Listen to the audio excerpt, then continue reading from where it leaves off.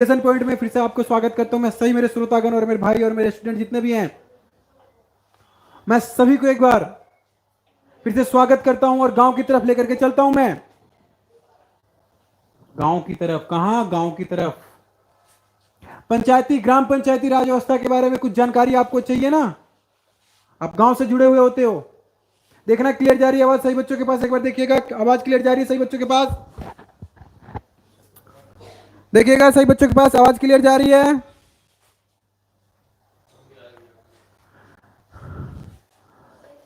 देखिएगा सही बच्चे, आवाज सही बच्चों के पास क्लियर जा रही है मेरे भाई?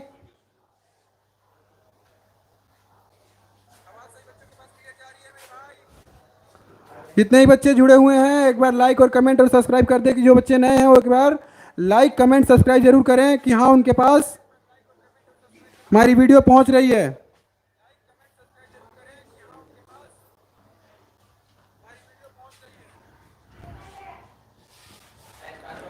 कैमरा थोड़ा आगे कीजिए।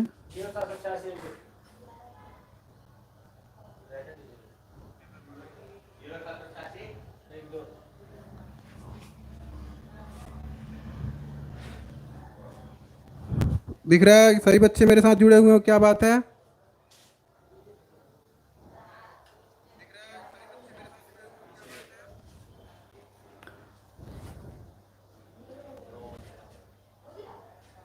सही है?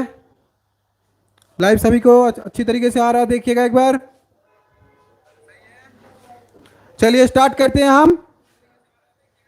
चलिए, गांव की बात से आती तो हम ग्राम पंचायत की बात करते हैं। जितने ही मेरे श्रोतागण हैं एक बार जरूर लाइक कमेंट और सब्सक्राइब करें कि ग्राम पंचायत के बारे में जाने। ये हमारा चैनल एजुकेशन पॉइंट, जिसमें सभी भाइयों को मैं इंफॉर्मेशन दे रहा हूं कि ग्राम पंचायत क्या होता है, गांव क्या होता है। स्टार्ट करते हैं हम कि गांव के बारे में जानने के लिए जो बच्चे उत्सुक हैं एक बार सब्सक्राइब जरूर करें कि हाँ हम गांव से हैं। एक बार कमेंट में लिखिए हम गांव से हैं, देसी हैं, देसी हो, गांव के हो। एक बार सब्सक्राइब करो, पता चलता है कि गांव में क्या क्या चीज मौजूद। चलिए स्टार्ट करते हैं।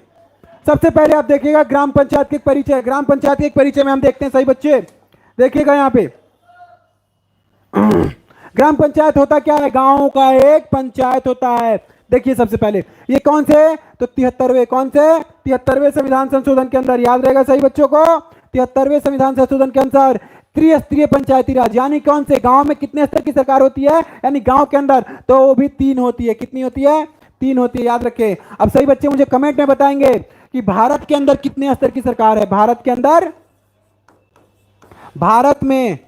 भारत में कितने स्तर की सरकार है? कितने स्तर की सरकार है? सही बच्चे कमेंट में बताएंगे। सही बच्चे मुझे बताया सरकार कितने स्तर की है। तो देखिएगा 73वें संविधान संशोधन के अनुसार त्रिस्तरीय पंचायती राज में प्रारंभिक स्तर की संस्था कौन सा है? ग्राम पंचायत है। कौन है? ग्राम पंचायत। याद रखिएगा सबसे महत्वपूर्ण संस्था ग्राम पंचायती निर्वाचित प्रतिनिधियों की एक ऐसी संस्था है जिनसे ये जनता के आमने सामने होकर जवाब देना पड़ता है। आप कभी मंत्री से मिलने जाते हो? नमस्ते मंत्री जी, नमस्कार जी, नमस्कार। हाँ चल चल चल चल चल। ये क्या होता है पता है? उनसे कभी रूबरू नहीं हो पाते। उनसे हमारा काम ही क्या होता है भाई? जो गांव के अंदर होते हैं हमें उनसे सबसे ज्यादा अधिक काम होता है। कैसे होता है? क्योंकि हमारे सामने की सरकार होती है और जो भी जवाब देना होता है गांव के मुखिया को, सरपंच को देना पड़ता है। गांव में कितना कार्य हुआ है वो सब किसको देना होता है?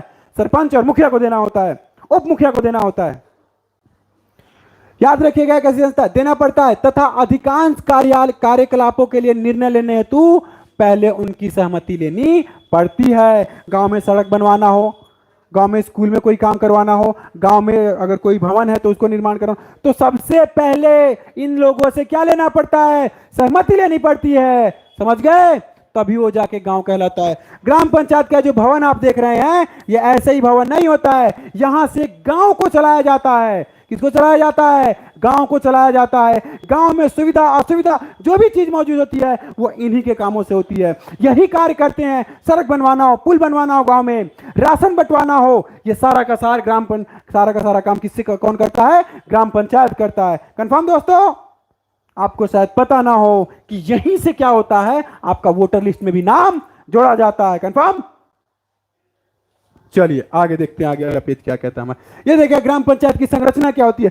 संरचना का मतलब क्या होता है दोस्तों? बनावट होती है। क्या होता है? बनावट होती है। क्या होता है?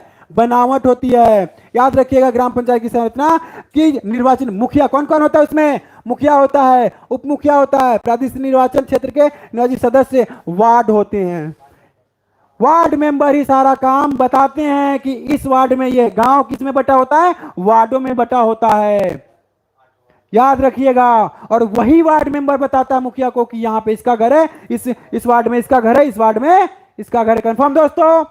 चलिए, और ये जो दृश्य आप देख रहे हो कितना सरल तरीके से आपको नजर आ रहा होगा। इसमें देखिए चाचा लोग बैठे हुए हैं, किस तरीके से। ये जो गंजी देख रहे हो ये मेहनत की गंजी होती है गांव के अंदर मेरे भाई। ये जो पेड़ आप देख रहे हो ये पेड़, ये क्या होता है? सामूहिक पेड़ होता है एक प्रकार का, जिसमें कहीं का भी व्यक्ति, समझ लो कोई व्यापारी, कोई भी व्यक्ति अगर सड़क से जा रहा होता है या किसी कहीं पे आना जाना होता है, यहाँ पे ठंडी छांव होती है, इसे कहते हैं चबूतरा। क्या कहते हैं इसको? चबूतरा कहते हैं। क्या कहते हैं? चबूतरा होता है ये। यहीं पे जमघट लगाया जाता है। गांव का कोई सा भी काम होता है तो ज्यादातर यहाँ पे भी उसका सोल्यूशन निकाला जाता है। ये वो जगह होती है जो गर्मियों में ताश खेल करके हमारे बुजुर्ग गुजारते हैं। ये वो जगह होती है जहां बच्चे बैठ करके खेला करते हैं, बड़ों से सीख लिया करते हैं। आज शायद ही विरले किसी गांव में ऐसा चबूतरा मिलता है, लेकिन इन चबूतरों पे बैठने का एक अलग ही मजा होता था। याद रखिए सही बच्चे, इस चबूतरे को बहुत ही ज्यादा मायने रखना पड़ता है। ये जो यहाँ पे दादा चाचा लोग बैठे हुए हैं, इनका महत्व भी बहुत ही अलग होता है। इनके बीच में मुखिया भी बैठ सकते हैं, इनके बीच में सरपंच भी बैठ सकता है, वार्ड मेंबर ही बैठता है। यहाँ पे कोई दूसरा नहीं होता है। समझ गए? चलिए अगली पोस्ट में जाते हैं। अगला क्या कहता है? अब थोड़ा सा स्थान आरक्षण की बात करते हैं हम कि क्या होता है। स्थान आरक्षण प्रत्येक ग्राम पंचायत में ग्राम पंचायत के सदस्य यानी वार्ड के कुल स्थानों की कितना 50% अनुसूचित जाति और अनुसूचित जनजाति एवं पिछड़े वर्ग के लिए आरक्षित किए जाएंगे। कितने? जूम किया जाए, क्या बात है, क्लियर दिख रहा है सही भाइयों को? क्लियर दिख रहा है अब?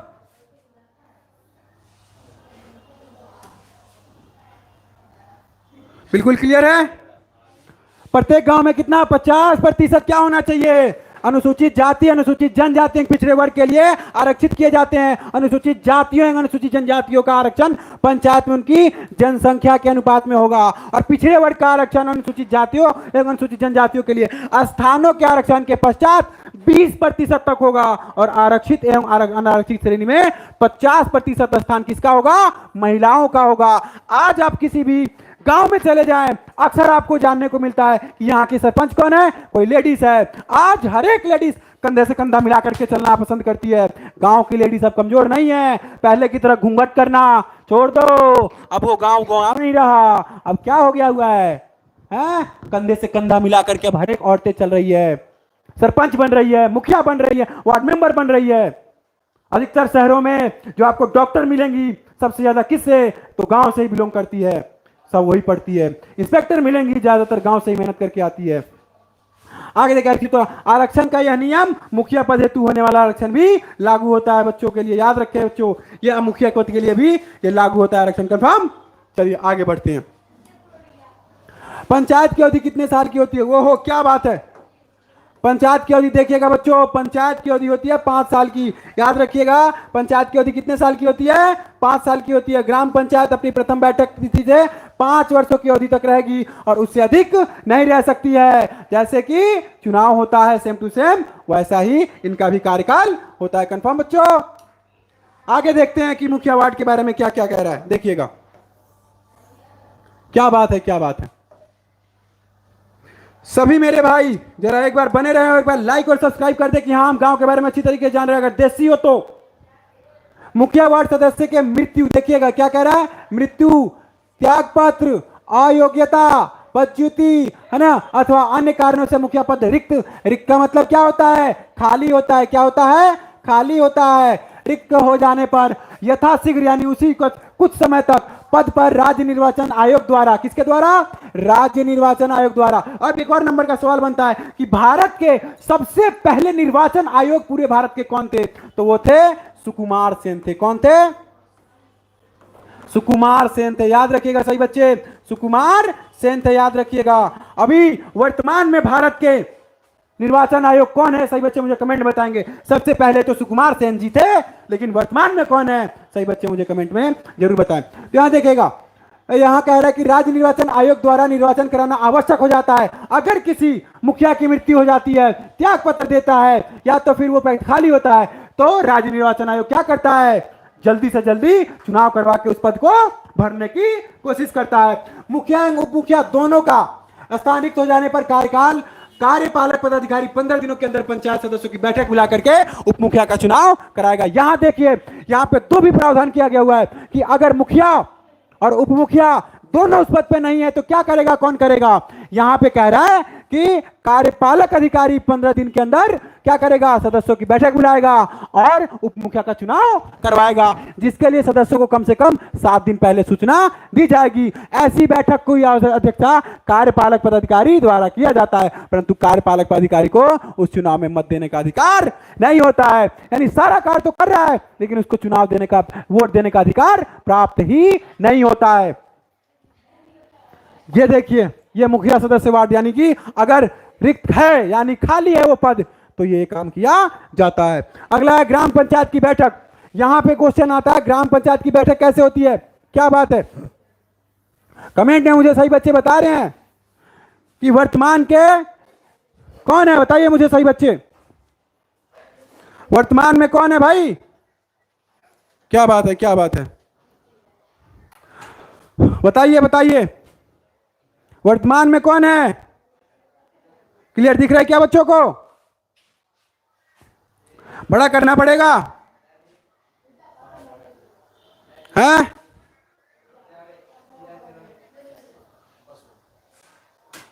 बड़ा करना पड़ेगा,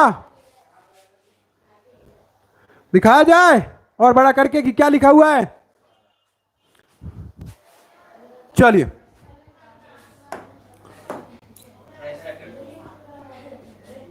यहां अब हम बात करते हैं ग्राम पंचायत की बैठक की। बिल्कुल क्लियर आ रही है सभी बच्चों के पास?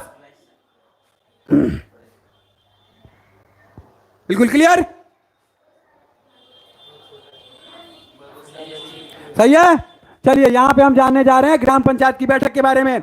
आती है बात, ग्राम पंचायत की बैठक 2 माह से कम एक बार ग्राम पंचायत के कार्यालय में आयोजित की जाती है। यानी कि यहां पे क्या कह रहा है? 2 महीने से कम से एक बार क्या किया जाता है? कार्यालय में सबके सब आयोजित होना अनिवार्य है। बिल्कुल, इसके लिए मुखिया जब भी उचित समझे तब सूचना देकर ग्राम पंचायत की बैठक आयोजित कर सकता है। यानी कि ग्राम पंचायत में बैठने के लिए सूचना कौन देता है? वो देता है मुखिया, देता है, ये उसका काम है। आगे कह रहा है कि इसके अतिरिक्त ग्राम पंचायत के 1/3 सदस्यों के लिखित अनुरोध पर अनुरोध प्राप्त होने की स्थिति से 15 दिनों के अंदर विशेष बैठक आयोजित किया जाना चाहिए। और यह अनिवार्य से अनिवार्य है कि गांव का हालचाल तो लिया जाना चाहिए 15 दिन के अंदर।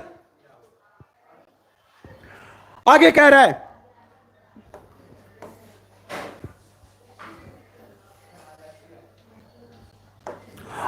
ग्राम पंचायत की सामान्य और विशेष बैठक क्या है? तो देखिएगा, आयोजन नोटिस में बैठक का स्थान, तिथि, समय और बैठक का एजेंडा स्पष्ट रूप से लिखा जाना चाहिए कि कहां बैठक होगा, किस तारीख को होगा और किस समय पे होगा, यह उसमें हमेशा लिखा जाना चाहिए। ग्राम पंचायत की बैठक के लिए कार्रवाई कौन सी? एजेंडा मुखिया और उप मुखिया सहमति से पंचायत सचिव के द्वारा बनाई जाती है। यानी ये तीनों मिलकर के क्या करते हैं? पहले एजेंडा बनाते हैं और हर बैठक की कार्रवाई के वितरण का मतलब क्या होता है? बंटवारे को उसके लिए उपलब्ध रजिस्टर में अंकित किया जाना चाहिए और बैठक में भाग लेने वालों का हस्ताक्षर भी होना अनिवार्य है कि हां, हमने इसमें बैठक में अपना योगदान दिया है।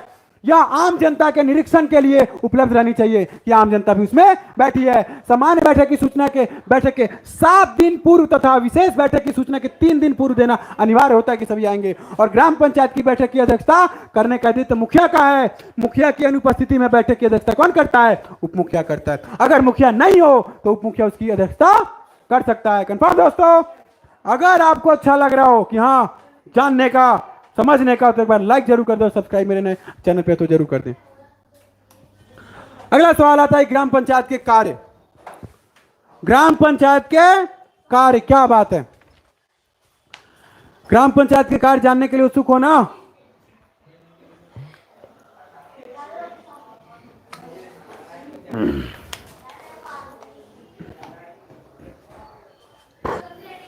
ग्राम पंचायत याद रखिएगा, सभी जो गांव से हैं मेरे गांववासी, देसी बॉयज, क्या कहते हो, देसी हो?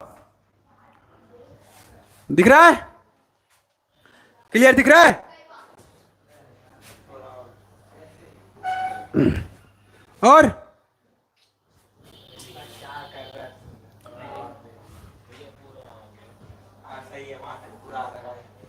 बिल्कुल क्लियर दिख रहा है सबको? क्लियर दिख रहा है? ओहो, क्या बात है, छोटा छोटा करके दिखाना पड़ेगा या? अब सही बच्चों को क्लियर दिख रहा है? सही मेरे भाइयों को क्लियर दिख रहा है ग्राम पंचायत के कार्य? हैं? सही भाइयों को दिख रहा है क्लियर? क्या बात है, क्या बात है। चलिए इसको स्टार्ट किया जाता है। ग्राम पंचायत के कार्य की बात करते हैं तो ग्राम पंचायत का मुख्य कार्य है ग्रामीण विकास। क्या है?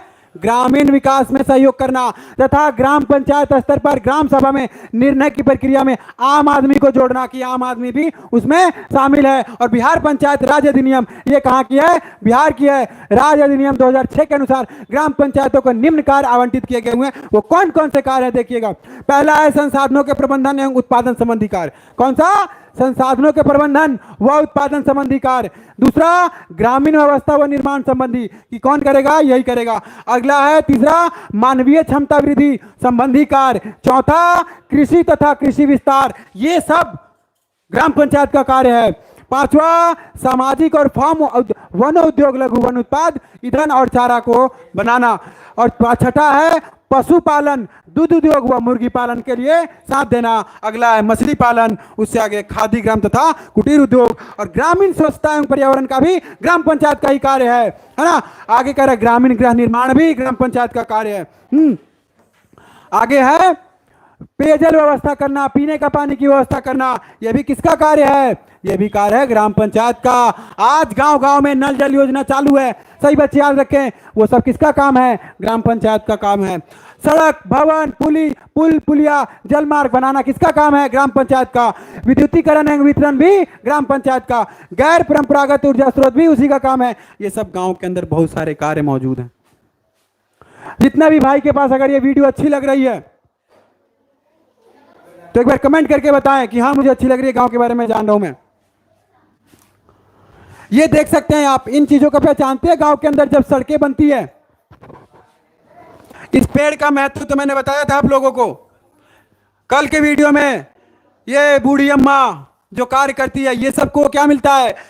रोजगार गारंटी अधिनियम, रोजगार गारंटी अधिनियम 2005 के अंतर्गत इनको कार्य मिलता है। सड़क बनाना हो या सरकारी कोई सा भी काम मिलना हो, इनको कार्य वो मिलता है। अगर इनको काम नहीं मिलता है तो भत्ता मिलता है। इन सब के बारे में अगली वीडियो के बारे में जानेंगे कि क्या क्या कार्य है, क्या नहीं कार्य है, वो सब सरकारी अधिनियम के बारे में। लेकिन ये जब सड़कें बनती तो इनके लिए, मजदूरों के लिए काम अवश्य मिलता जाता है। आप इस चीज से तो जरूर वाकिफ होंगे। इन चीजों को गौर से देखिए जरा, इस चीज को आप गौर से देख रहे हो? क्या है ये वही पाइपलाइन है जो बचपन में आप खेतों में जब पानी पटाया जाता था तो नहाने वाले, आप इसमें मस्ती करने वाले आप ही लोग हो। जो आप शहर में आकर के आप किसमें नहाते हो? स्विमिंग पूल में नहाते हो। मजा कहां आता था बचपना में? यही मजा आता था सबसे ज्यादा। ये बात हमेशा याद रखें। अगर मेरी वीडियो आपको अच्छी लगती हो तो लाइक, कमेंट और सब्सक्राइब जरूर करें। ओके दोस्तों।